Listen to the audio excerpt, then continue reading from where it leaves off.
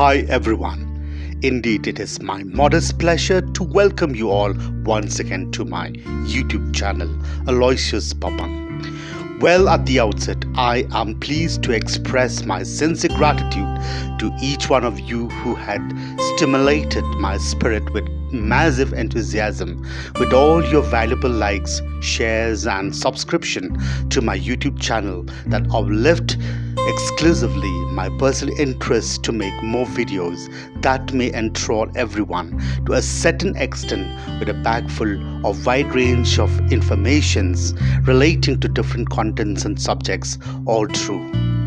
We all know that believing in oneself is a mantra of living life confidently, efficiently, and successfully.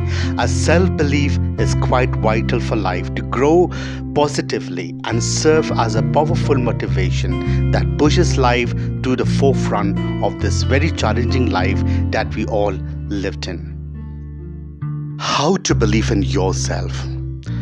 At times it can be hard for you to believe in yourself, especially if you have developed doubts about your self-worth.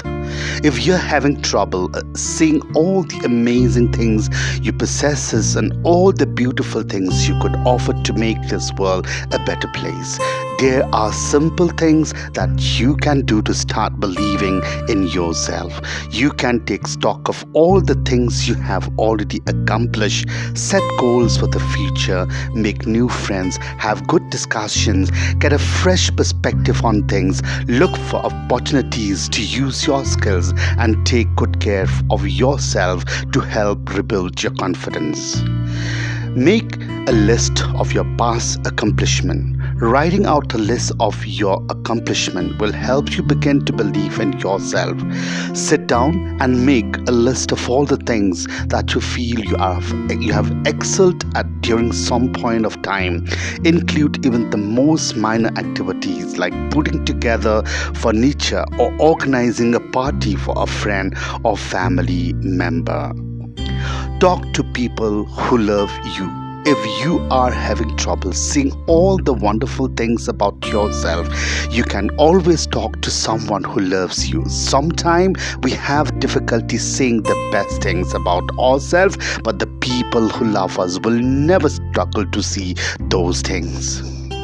Find a cause that you believe in. It may be difficult to believe in yourself. If you are always trying to please others, make sure that you look for causes and projects that appeal to you and that you are actually believing in. The passion that you feel for these causes and projects will help you work harder and see how much you can achieve. Set realistic goals. Setting realistic goals boosts up your efficacy and helps you to believe in yourself and your ability to accomplish things.